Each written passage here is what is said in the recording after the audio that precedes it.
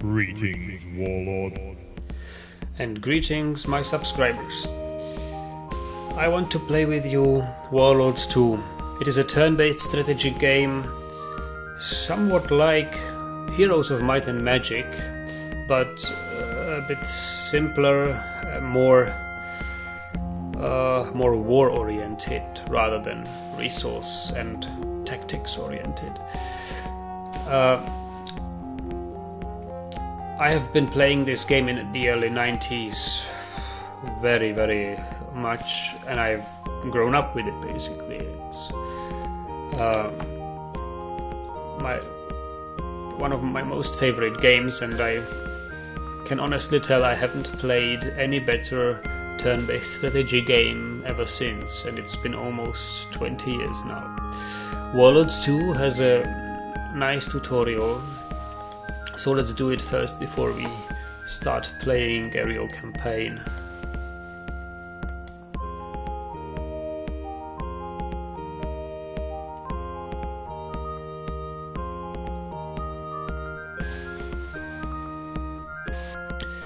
The aim of Warlords is to utterly destroy every other player in the game. You can do this chiefly by making sure they have no cities left. This tutorial is a very small scenario dealing with the battle for the Isle of Tutoria between the knights and the devil. No, not the devil. Between the knights and the evil dark lords. There are a total of 6 cities and 6 ruins here, and only 2 players. A normal game of Warlords has 8 players, 40 ruins and 80 cities. At certain points of the game, screens like this one will appear to help you. Farewell then, and good luck. Let the war begin.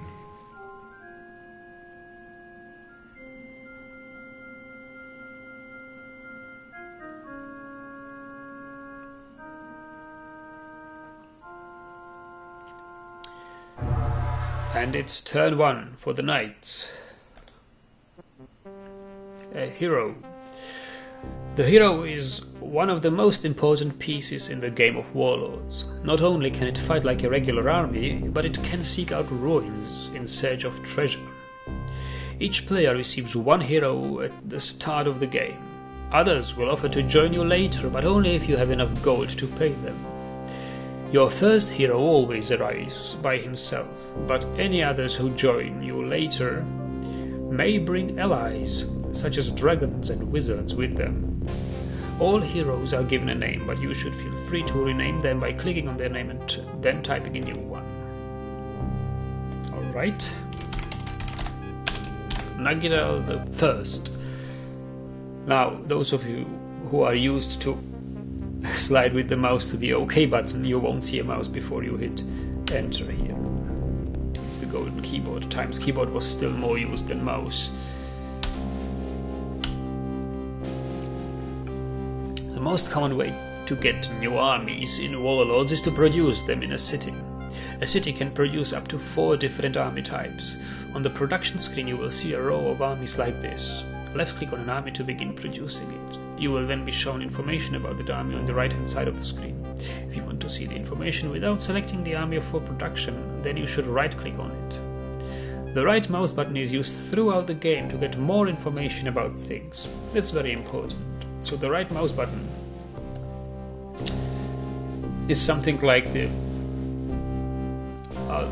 description hint or the mouse over hint you get sometimes in modern software where you hover with your mouse over things, it will appear, but this is something like the hint description on demand when you right-click the mouse. There was maybe a predecessor of this. So we can produce light infantry in this city. It's the only army offered to produce. Takes 1 turn, costs this much. Strength 2, 12 moves. All right. In order to move armies around the map, you must first select them. There are 2 main ways of doing this: directly and indirectly. To select an army directly, simply move the mouse cursor over the army and left-click. You will see an animated square appear around the army, telling you it's selected. To select an army indirectly, you must use the buttons on the bottom right of the screen. Select the closest army to this square. Does this button. This button is finish with the current army and select the closest army to this square. Alright, I think I will select it directly. Now that you have selected an army, you will probably want to move it. When you move the cursor around the map, you will see it change into either a pair of feet over land or a boat over water. To move your army towards the cursor, simply left-click. If your army runs out of movement on the way to where you clicked, it will remember where it was heading on your next turn. To make an army continue down its path, shown in black circles, click the feet button on the bottom right of the screen. Yeah, really? What does this move all? It doesn't really move one army, it moves all armies. But I see we have another troop here in this square. We have grouped them now, so I'm moving my hero and the light infantry unit, which I feel more secure if I have an infantry and not conquer a city alone. So I guess we could use a bit more help. This is a very useful button. It tells us, it explains your various cursors. This pops up, your military advisor. I sometimes like to listen to my military advisor, and this is a very nice feature I use often. It gives you movement power without moving the army, so you will see where your army is about to move, and you get this arrow when you press Alt, press and hold Alt. Over the play area of the map, this brings up this pointing arrow, which lets you define the move path. So when I press arrow, I see these circles show me where my party will go this turn and all the others in the following turn. So if I choose to reach this place on the sea, my army will first move here, get on a boat. It lasts 1 turn. In the next turn it will proceed to this place. In this very turn I can reach very far, but not infinitely far. So the only city within our reach is here, this city called Zekond.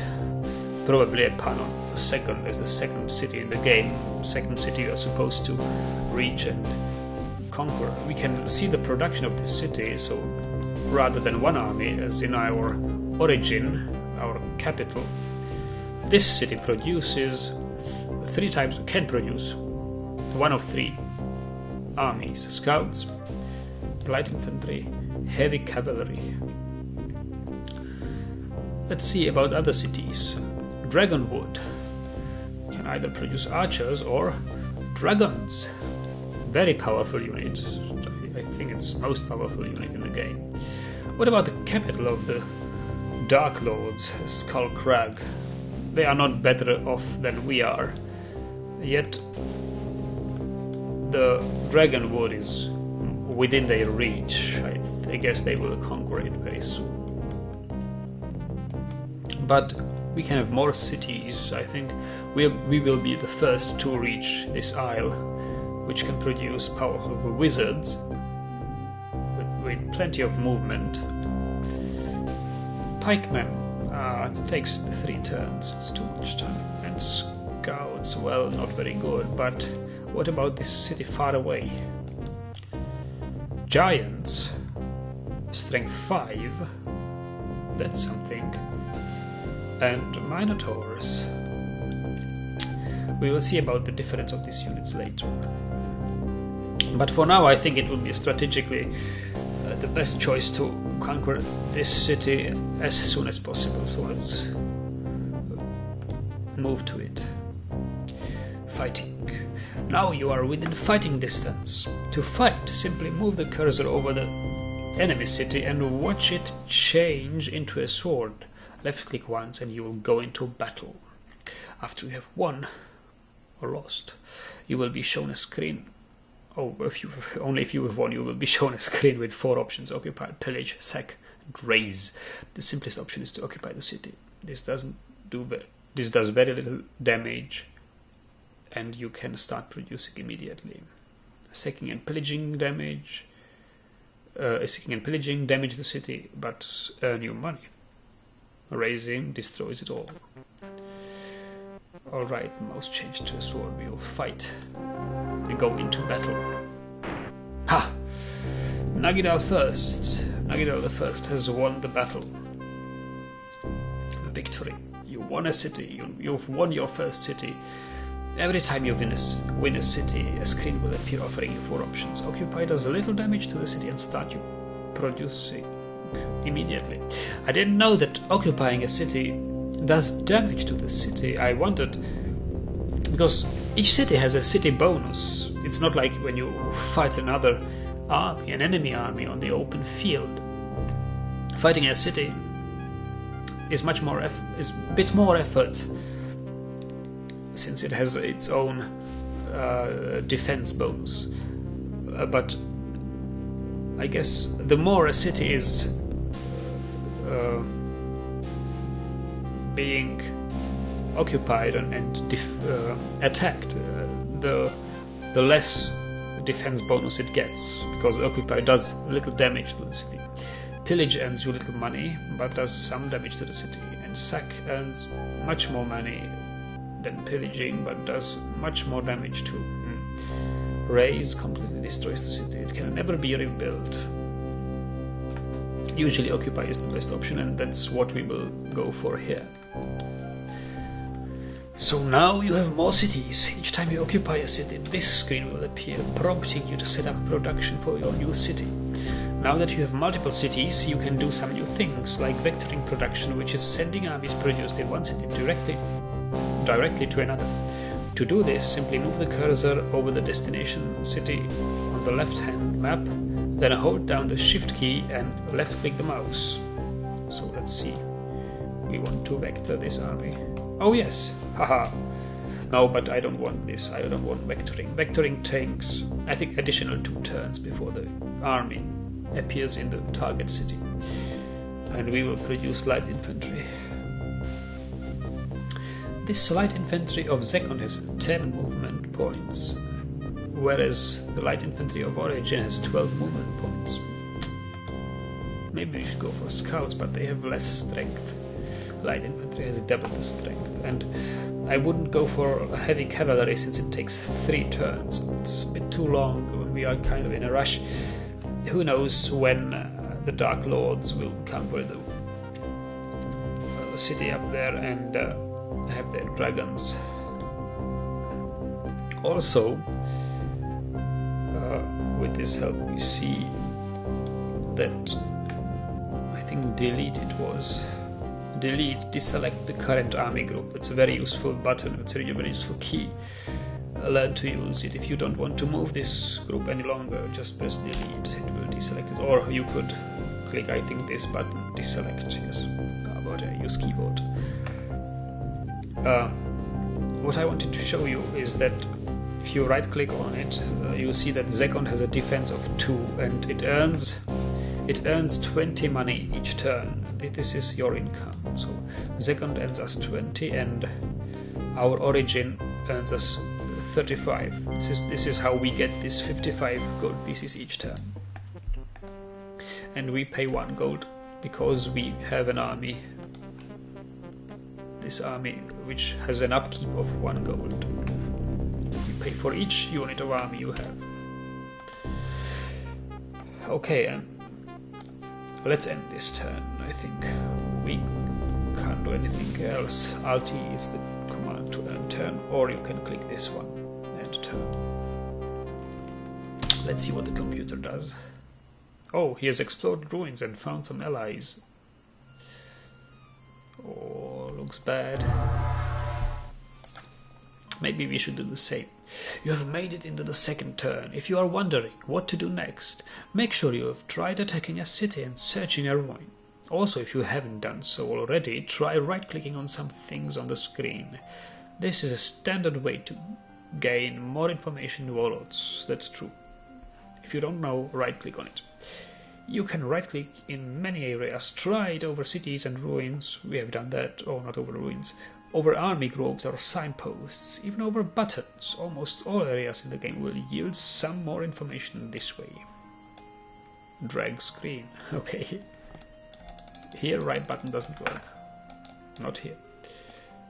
Origin. Ah, I can get information about city this way as well. That's nice.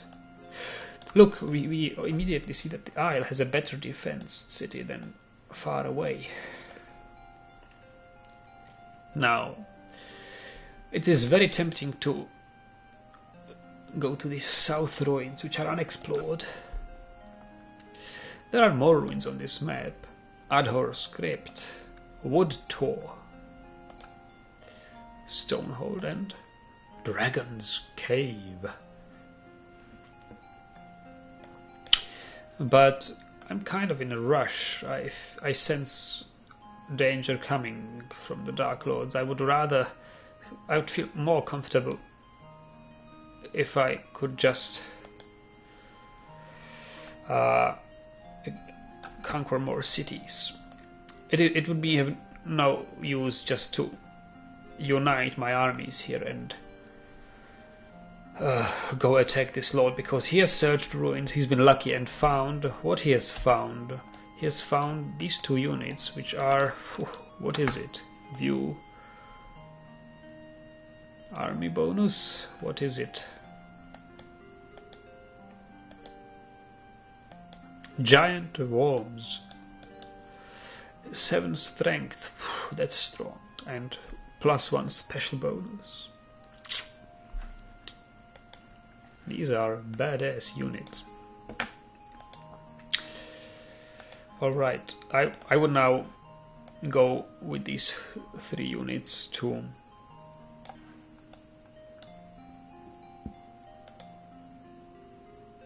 actually, I would, rather than going for this city, wizards, I would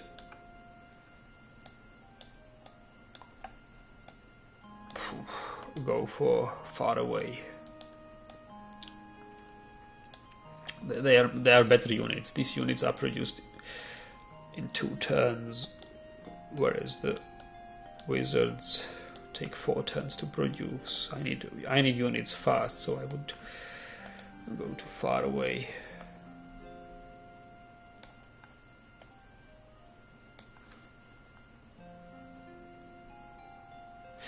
Maybe I should leave 1 unit behind to defend the city, at least.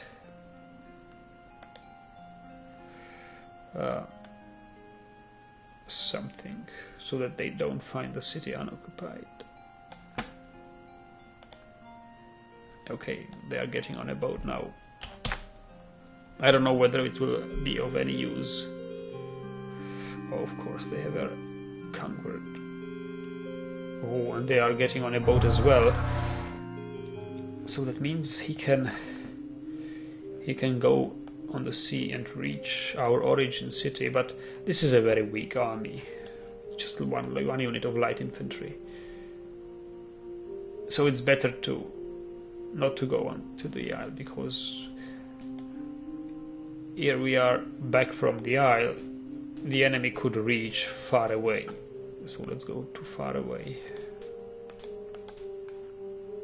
That's correct. Go here. Now getting out of boat takes all the remaining movements, and we have nothing else to do this turn. You see, he's heading for far away, and he's heading for Isle as well. Oh yeah. It's been 2 turns now. He has conquered the city. So here's the dragons. I think it takes 4 turns.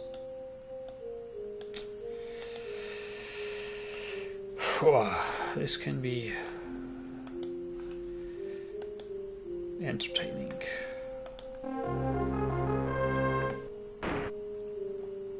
We have won a city. We will occupy it, and Minotaurs.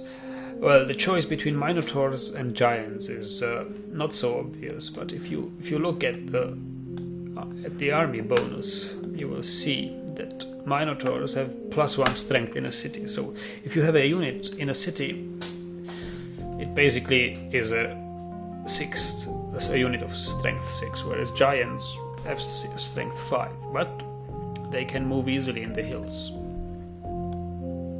Never mind, there are not so many hills here. I will produce Minotaurs. We could vector them, but I think I need at least 1 unit to defend this city. And our next aim shall be... well, we can explore ruins, but I think we shall explore these ruins, Stonehold on the Isle. Oh, okay. We will just go here. What else can we do? We have 3 units of light infantry. I think they will die when I attack any of Black's cities. However, I can try to take in his capital. Group them. I don't think he will attack if he sees us. Let's try this.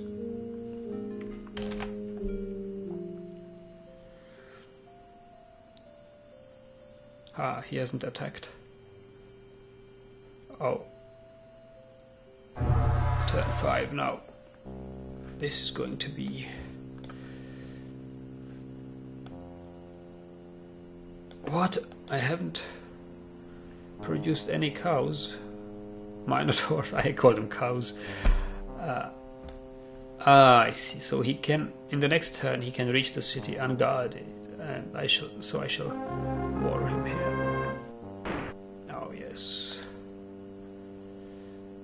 And we need this. Get on the boat.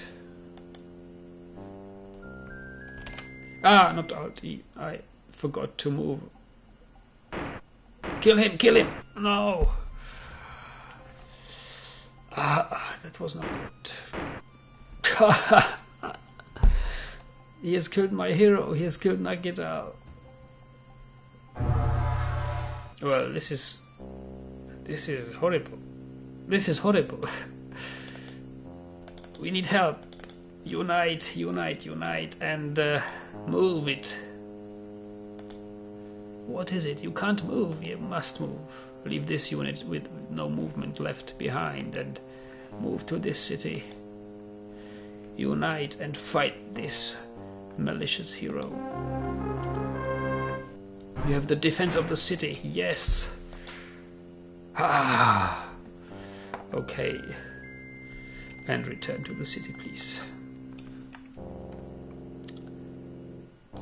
So, both our heroes have died. We can see the history now, events. Nagidal first has been killed in the battle.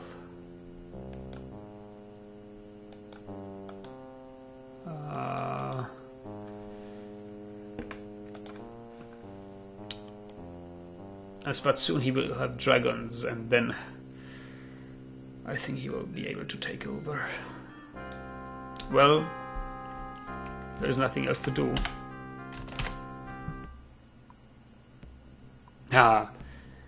He goes away. Will no hero defend thine honor? I don't understand you, this Middle English. Well, now he has a dragon, doesn't he? Can group them. Yes, he has a dragon. That will be... I think he will easily conquer this city second. So, my mighty cows, kill this light infantry. What? I can't attack it. Probably it's on the boat, but through a game glitch it doesn't show like a boat. But we can... why can't I get on the boat? Never mind. Get back to your city. Stay there.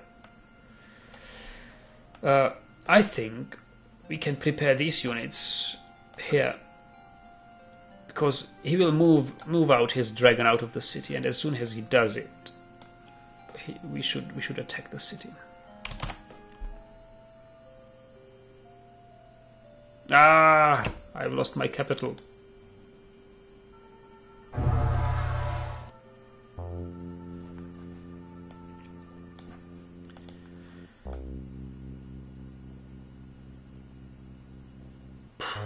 In no way I can defend. I can conquer this city now.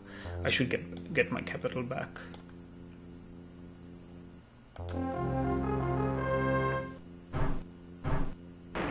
Yeah, it's the city defense. That's why one light infantry unit has slain 2 of mine before I could conquer it.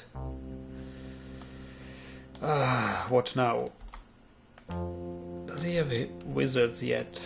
No. I need more units, I need time.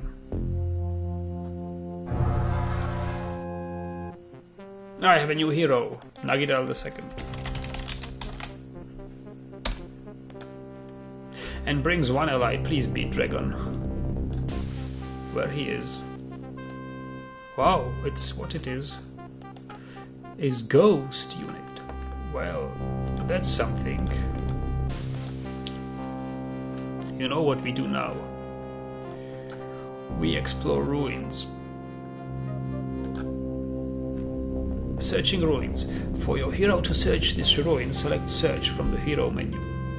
There are 4 different things to be found in ruins. Items, gold, allies, and sages. Some items add to your strength or leadership in battle. Others allow you to travel further or to fly. Some even increase your income. Allies include dragons, unicorns, wizards, and the like. From 1 to 3 may decide to join you. Oh. So 1 to 3 units. Sages can give information about items or other ruins or maps in the hidden map games. We don't play with hidden map yet. Okay, so the command for search is Z or Z. No, that's Y. This is Z. 2 units of giant worms offer to join Nagidal II. Of course, join me. Together we will conquer Dragonwood.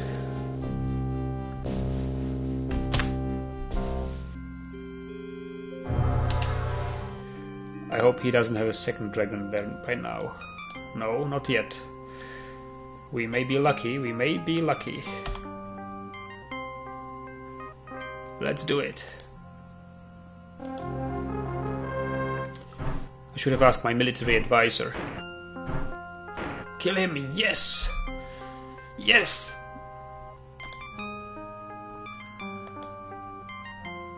Of course we will produce a dragon. Now it would be a good time to vector one of these cows to Dragonwood.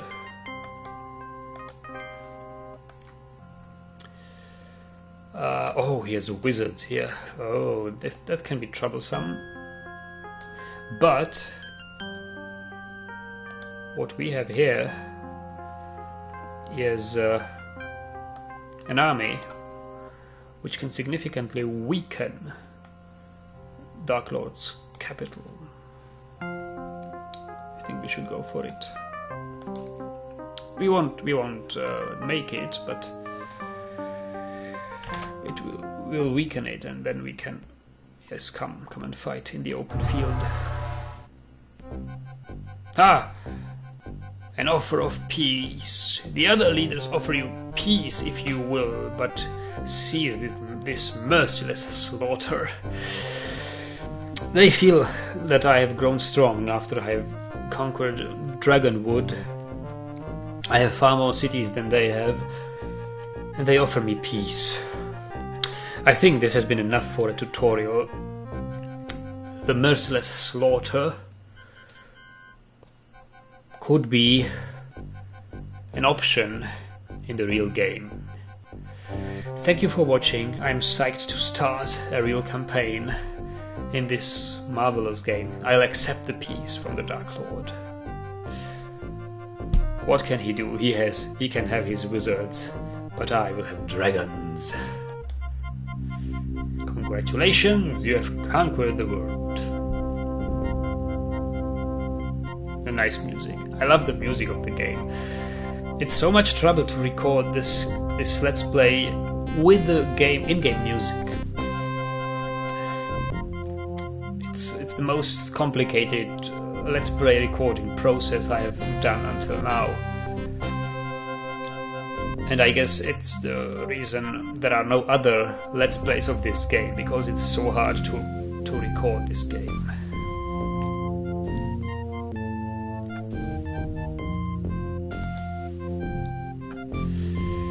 Yeah, this is an item our hero left behind, and if a hero picks it up, he will get an additional bonus.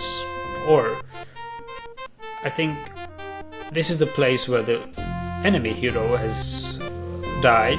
If I pick that, I may get even more items. I guess he has found some more items in the ruins and stuff. So, it's always good to have a hero picking this up. Only a hero can pick this up. But I need my hero in a battle and not picking up some items. It was a nice tutorial. I hope you enjoyed it. We'll see each other in a real game.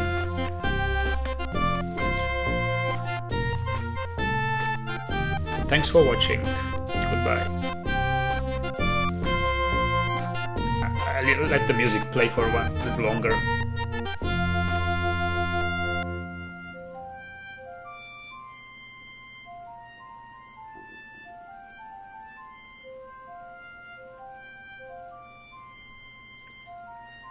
This is the music you only hear when you have a victory, or over the whole map.